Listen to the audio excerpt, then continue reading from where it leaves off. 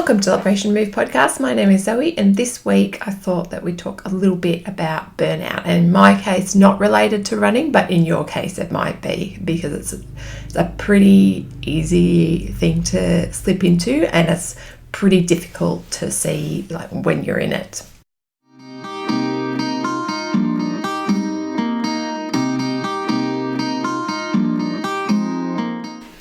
I think with burnout, whether it's running burnout or personal burnout or work burnout or whatever it is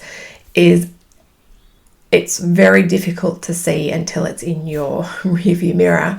But when you're in it, you're kind of aware that it's unsustainable, but your perception of how much runway you have before it becomes 100% unsustainable is a lot longer than your actual runway, which is considerably shorter. So with the way I had been doing the Learn to Run program, I knew that time-wise it was unsustainable, but I thought I can, continue this for a while longer and then I'll have to make a change. And as it turned out, not so much.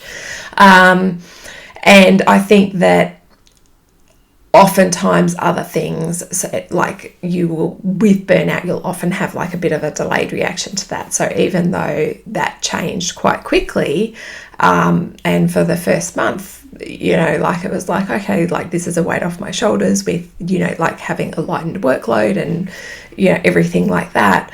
But then you have, and you just don't know how related things are, but I don't think it's a surprise that I got sick for the first time in almost a year, and then sort of got better, and then I got really sick with bronchitis and had that for weeks. And then even when I came out of that, while physically I was fine, I just was finding it really hard to motivate myself to do anything non-necessary. And they're all kind of the fallout symptoms of burning out. And there's sort of at that stage, there's nothing you can do about it except sort of ride that out. And that's happened before, not with work or not with personally, but I have gotten into a situation of overtraining where while it didn't stop me from running, I really felt like it probably took me about 18 months to come out of that. And you just can't rush it.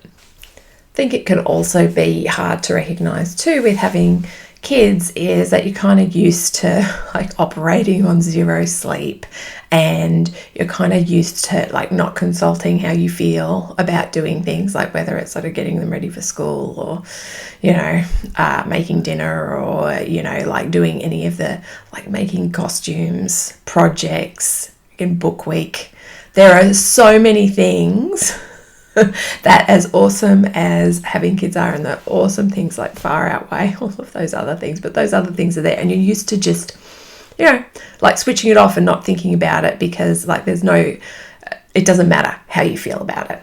And it's very easy for that kind of approach to cross over into other areas, and it's not always a bad approach either. I think that with running, for the most part, it's been beneficial in that I don't think about how I feel about going anymore. I used to have lots of arguments with myself about whether I should go or not, but I don't anymore because it doesn't matter.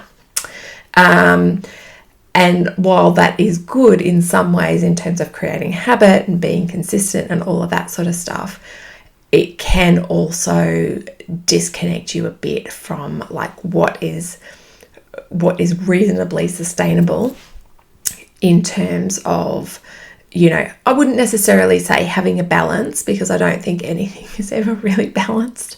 I'll have a week where I have all of this time to sort of work on the new website or work on new sort of strength training stuff for Run Club, or whatever it may be, write a new training plan, all that stuff. And that will be the week where I will 100% not do any housework, or not clean up the lounge room, manage to survive on very limited laundry. So it's never really in balance per se, but it is one of those things where that type of environment does make it really, really hard to see, like, okay, we've gone from like sort of like a functional level of like, you know, sort of busy or like stress or whatever, because like without any, like, I think that always having like, there's such a thing as healthy stress, but then there's a point where it crosses over to non-healthy, and you can usually see when that is, because it's the point at which head in the sand becomes like really something that you struggle with. So it could be as simple as, like, say you having like an overflowing inbox of emails, and if your instinct is to avoid looking at your inbox, then that is like a very clear sign of overwhelm, because the only thing that's going to ease your mind about that inbox is looking at it. But when you get overwhelmed, it is like really hard to see sort of the end of the line, so you just sort of like go into a pattern of avoidance. And so there are signs that is kicking in, but oftentimes you just have delusions of grandeur that you can push through that and it will be fine, and that like next week it will calm down. And it never calms down next week, which I think is one of the grand lies we tell ourselves as adults. It's like, oh, I'll just do this and then it will calm down. And it's even more the case when the things that are overwhelming are things that are sort of like outside of where your passion is. So for me, I would say that 100% the things that would sort of like create stress and overwhelm and like that would suck up the most of my time would not be what I would consider like my core job. So, you know, it would be things like marketing, which I hate.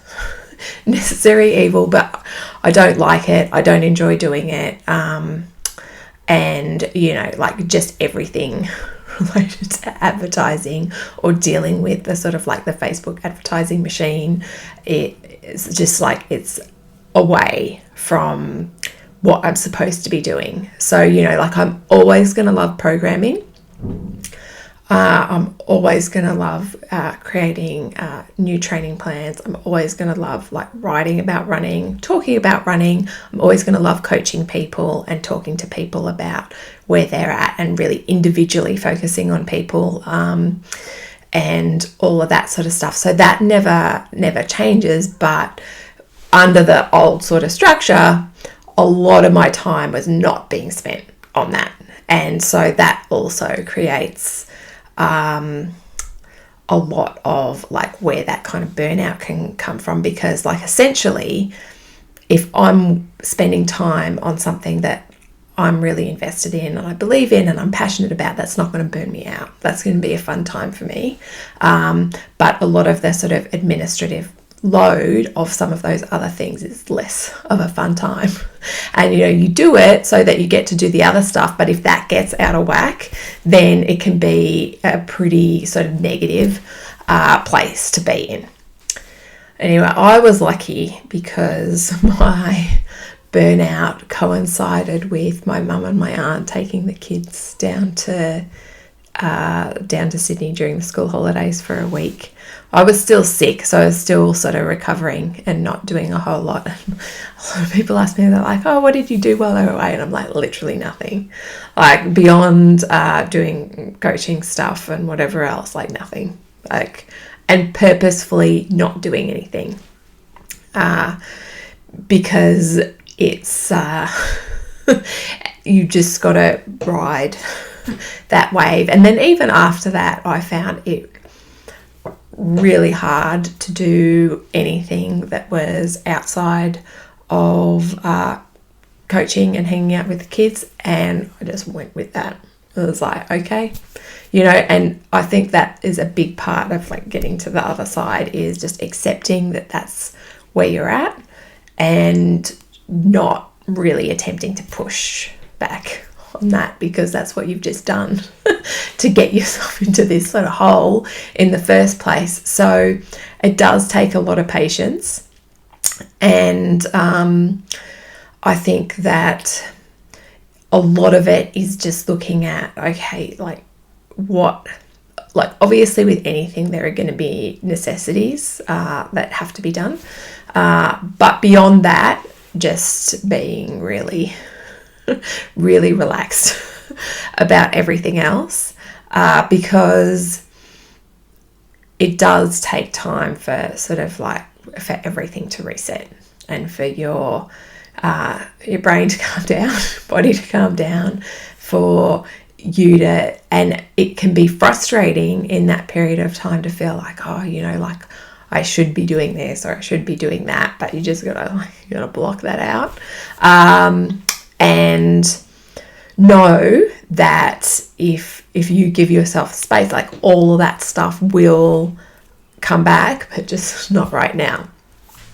So I think probably if you are in a period where you've identified that you've at the end of your runway and you're burnt out, first thing is to just give yourself permission to take the time that you need to do the things that are necessary and not do anything beyond that, and not beat yourself up about it. Don't feel guilty about it. Don't stress as much as, you know, you can say don't do this and don't do that, and it's probably like the first thing that you go to. But just when you notice yourself getting stressed about the things that you're not doing or that you think you should be doing, to just consciously let it go, because in the grand scheme of things, 1 month, 2 months, whatever it is that you take to do significantly less is not really going to have an impact overall. And I mean, I think that the second thing, particularly for me in that period of time, which helped, was just being a lot more relaxed about the things that I needed to, you know, like to do for the kids, like whether it's dinner or like whatever it is. You know, like they would often have like breakfast for dinner because it was easier for me to do. And in the grand scheme of things, for a short period of time, it's fine, you know. And also sometimes that was also asking for help, which normally I'm pretty bad at, because oftentimes I feel like it's easier to do it myself than ask someone else to do it. But you know, like push through that and just get the help that you need to take some stuff off your plate. And for me, a lot of the time it is particularly around dinner time, just because I tend to sort of like get up early. That's sort of like at my lowest energy ebb, and the idea of making dinner is often like pretty low on my list of exciting things to do that day, particularly with two fussy eaters, very fussy. And so I'm not making like one dinner, I'm making like 3 dinners, which is a bit gross, but it's just the way it is. They eat different things. I'm vegetarian, they're not.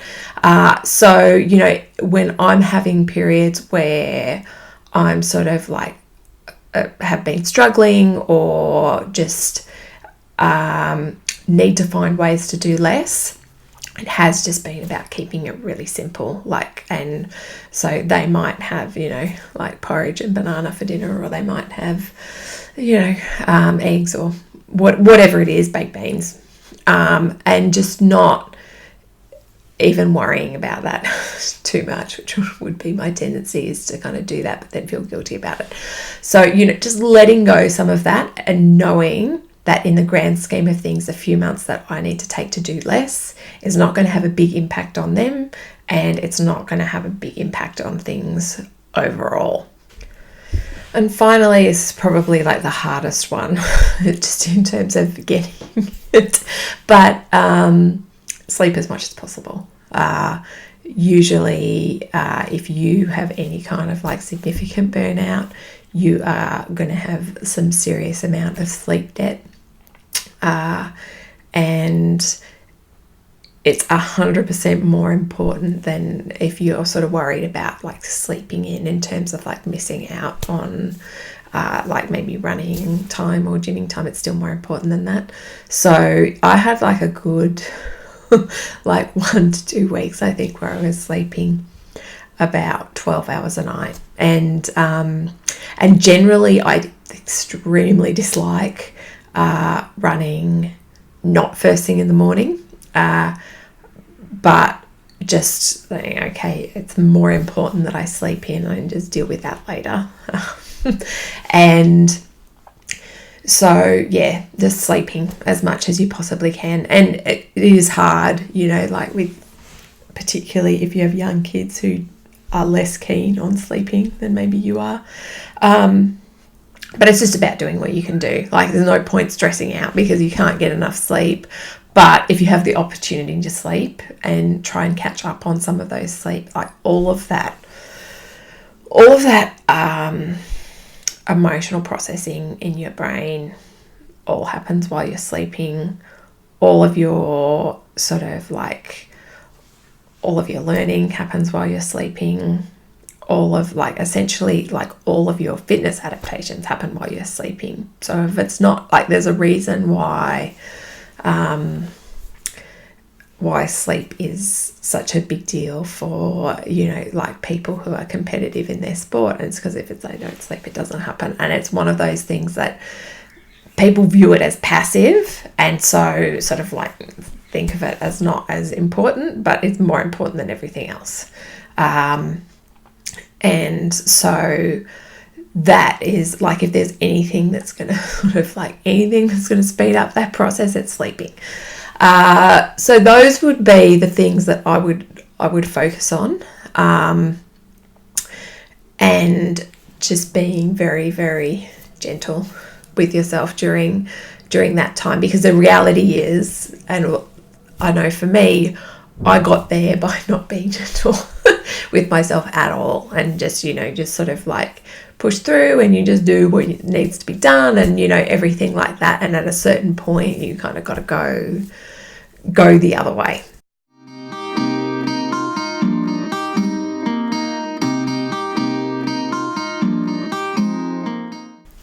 Learn to Run is still going. Next one starts on the 2nd of September, but now I'm doing it 3 times a year. So the new start dates will be September, January and May. So next one is 2nd of September, and up until the 18th of August, there is an early bird offer, so you can get 25% off with either the code early bird or early bird plan, depending on if you want a one-off payment or to use one of the payment plan options. So that is happening right now for the next few days anyway. So if you're keen on that, jump on, and I will be back next week, probably with another one with another podcast with Kirsten, because we still have to talk about question about overtraining, which kind of links to what I talked about today, but we'll get sort of into more specifics of like how that impacts on training rather than in general. And I will speak to you next week. Bye.